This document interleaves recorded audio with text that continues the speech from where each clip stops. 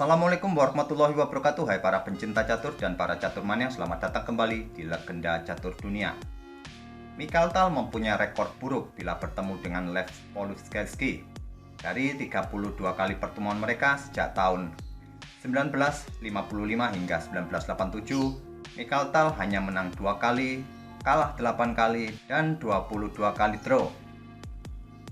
Lev Polskelski merupakan salah satu pecatur dari 3 pecatur yang mempunyai rekor yang cukup bagus saat berhadapan dengan Mikhail Tal selain Viktor Korchnoi dan Rashid Netsmedinov.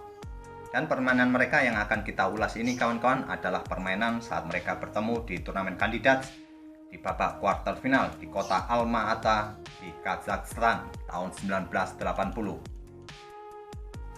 Permainan diawali oleh Lev Polskelski dengan kuda F3. Mikhail Tal membalas dengan kuda F6, pion C4, pion G6, kuda C3, gajah G7, pion E4, pion D6, Kings Indian Defense, dan pion D4.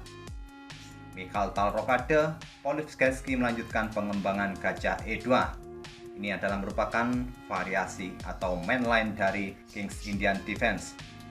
Pion E5, Lev Polskelski rokade, kuda C6, dan pion D5 mengancam kuda. Struktur pion putih ini kawan-kawan seperti variasi Petrosian System, tapi Petrosian System terjadi pada langkah ke-7 bukan langkah ke-8 ini. Kita lanjut ke permainan. Mikhail Tal melangkahkan kudanya ke E7. Kuda putih ke E1 membuka diagonal petak terang bagi gajah untuk mengontrol petak G4, sekaligus menghadang pergerakan kuda yang mungkin akan lompat ke petak H5. Langkah ini juga kawan-kawan bisa dipersiapkan untuk mendorong pionnya di lajur F di langkah-langkah berikutnya. Mikhail Tal meresponnya dengan kuda ke D7, bersiap untuk mendorong pion F maju ke depan. Lev Polskelski pun mereposisi kudanya ke D3. Pion F5 lanjut Mikhail Tal, gajah putih ke D2, kuda hitam kembali ke F6 memberikan tekanan pada pion E4, di backing atau di backup dengan pion F3, pion F4. Langkah pion F4 ini kawan-kawan membuat posisi pusat sangat tertutup dan membatasi pergerakan para perwira putih ini di sayap raja. Melihat situasi seperti ini, Lev Polskelski memulai inisiatifnya untuk bermain di sayap menteri dengan pion C5. Ingin membuka lajur C ke depannya kawan-kawan, tapi tidak direspon oleh Mikhail Tal. Mikhail Tal memilih bermain di sayap raja dengan pion G5.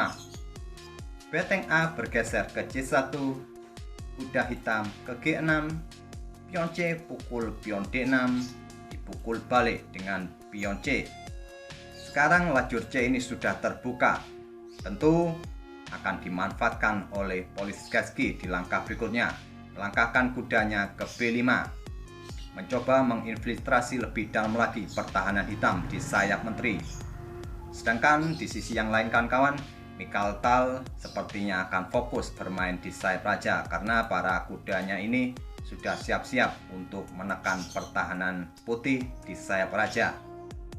Tapi melihat pergerakan kuda putih ini kawan-kawan yang kemungkinan akan lompat kembali ke peta C7, Mikhail Tal meresponnya dengan beteng naik ke F7 untuk mengontrol atau memberikan backup pada peta C7. Menteri putih ke C2 kembali memberi backup pada kudanya untuk menempati peta C7, dan Mikhail Tal meresponnya dengan melangkahkan kuda ke E8. Lihatlah kawan-kawan langkah kuda hitam ini atau langkah dari Mikhail Tal ini. Terlihat di posisi atau langkah ke-17 nih kawan-kawan. Mikhail Tal dalam posisi bertahan, mengurungkan niatnya untuk menyerang di sayap raja.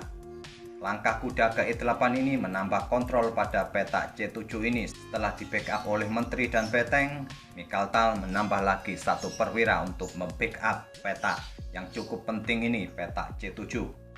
Permainan dilanjutkan oleh Lev Polskelski memainkan pion A4. Pion H5 oleh Mikhail Tal kembali meneruskan rencana di sayap raja, dan kuda putih ke F2 memberikan bantuan untuk bertahan di sayap raja. Mikhail Tal melanjutkan gajahnya ke F8. Pion H3, Beteng bergeser ke G7, pion A5, gajah ke D7, mengincar kuda putih di petak D5 ini, sekaligus mempersiapkan betengnya untuk digeser ke petak C8. Menteri putih ke B3 memberikan backup pada kudanya sekaligus menghindari ancaman dari beteng hitam di langkah berikutnya. Tapi Mikhail tidak langsung menggeser betengnya di langkah berikutnya, lebih memilih memainkan kuda ke H4, menggunakan temponya atau kesempatannya untuk memberikan tekanan di sayap raja. Lev Polski menggeser gajahnya ke E1, gajah hitam ke E7, beteng putih naik ke C3. Langkah menunggu dari Lev Polski yang juga ini adalah jebakan dengan mengorbankan pion E5. Jika di langkah berikutnya ini kawan-kawan hitam pukul pion di A5 ini, beteng akan kembali naik ke C8, memberikan open serangan pada menteri sekaligus memberikan serangan pada beteng hitam di A8 ini. Di sini Mikhail meneruskan langkahnya dengan gajah kembali ke F8. Beteng turun ke C2. Raja ke H7, beteng kembali naik ke C3, raja ke H8. Kedua pemain masih melakukan langkah wait and see, dan menteri putih mundur ke D1. Lihat kawan-kawan, para perwira putih ini cukup unik di baris belakang, seperti taktik parkir bus dalam permainan sepak bola. Mikhail melanjutkan pion A6 mengancam kuda, kuda turun ke A3. Dan di sini Mikhail sepertinya melakukan blunder dengan pukul pion A5 ini kawan-kawan. Langkah terbaik bagi hitam di posisi seperti ini sebetulnya bisa memainkan betengnya ke C8 untuk beradu dengan beteng putih, atau juga bisa memainkan betengnya ke B8. Tapi Mikhail melakukan blunder dengan pukul pion A5 ini. Seperti yang saya sebut tadi, pastinya Lev Polski akan meluncurkan betengnya ke C8, memberikan open serangan bagi menteri hitam sekaligus menyerang beteng di A8 ini. Kira-kira apa yang harus dilakukan oleh Mikhail kawan-kawan di posisi ataupun saat mendapat sergapan seperti ini? Mikhail memilih pukul gajah di E1, mengorbankan menterinya untuk mendapatkan kompensasi 2 perwira putih. Tapi uniknya kawan-kawan, langkah dari Polski ini tidak memilih untuk pukul menteri hitam ini kawan-kawan. Dia lebih memilih beteng pukul beteng, menolak untuk memukul menteri hitam ini. Yang akhirnya menteri pun lari ke petak B4 mengincar pion B2. Lev Polski hanya mendapatkan kompensasi pertukaran perwira dari pengorbanan pion di A5 tadi. Permainan dilanjutkan oleh Lev Polski melangkahkan kuda ke C4 untuk melindungi pionnya. Menteri ke C5 mengepin kuda, menteri putih ke D2, pion B5 mengancam kuda, pion B4 mengancam menteri, menteri ke C7 dan kuda ke A5. Mikhail melanjutkan menteri ke B6, kembali mengepin kuda, dan kuda lompat ke C6. Sampai langkah ke-35 ini kawan-kawan, posisi putih jauh lebih unggul dari posisi hitam. Di sini para perwira hitam ini tidak bisa memberikan langkah terbaiknya karena ditawan oleh beteng ini. Di sini Mikhail menggeser betengnya ke G8 untuk membackup gajahnya. Selanjutnya mungkin akan melangkahkan kudanya ke petak F6 dan diikuti dengan gajah pukul kuda. Lev Polski menggeser betengnya ke E1, memberikan tekanan atau ancaman pada pion A6. Mikhail melanjutkan gajah pukul kuda, pion pukul gajah, menteri pukul pion, beteng pukul pion A6 mengancam menteri, menteri ke D7, beteng kembali mengancam menteri, menteri kembali ke C6, dan menteri putih ke D5 menantang atau mengajak bertukar menteri. Tantangan ditolak oleh Mikhail. Mikhail melangkahkan menterinya ke C1 ska. Ditutup dengan gajah di F1, pion G4, lanjut Mikhail. Tapi sayangnya kawan-kawan, setelah melangkahkan pionnya ke G4 ini, Mikhail menyerah pada Lev Polski di langkah ke-41. Mengapa Mikhail Tal menyerah di langkah ini kawan-kawan? Karena begitu banyak ancaman kawan-kawan dari putih ini. Selanjutnya Menteri Putih mungkin akan menempati peta F7 ataupun bisa melanjutkan dengan beteng pukul kuda. Coba kita terapkan kawan-kawan apabila permainan dilanjutkan dengan Menteri Putih ke F7 memberikan ancaman skakmat di peta H7.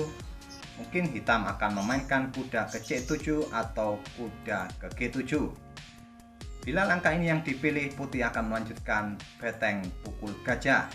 Selanjutnya memberikan ancaman skakmat dengan pukul beteng di F8. Bila beteng pukul beteng, menteri akan pukul kuda skakmat. Tapi bila kuda lompat ke C7, putih bisa melanjutkan dengan menteri pukul pion skak ataupun bisa melanjutkan beteng pukul kuda. Di sini saya rasa hitam sudah tidak mampu lagi membendung ancaman skakmat dari putih ini.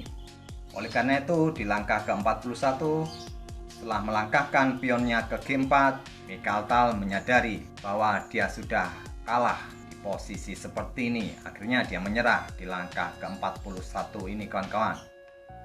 Itulah kawan-kawan salah satu partai yang pernah dimainkan oleh Mikhail Tal saat berhadapan dengan Politkovski.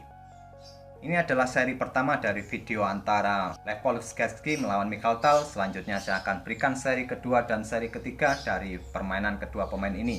Sampai bertemu di video-video berikutnya. Wassalamualaikum warahmatullahi wabarakatuh.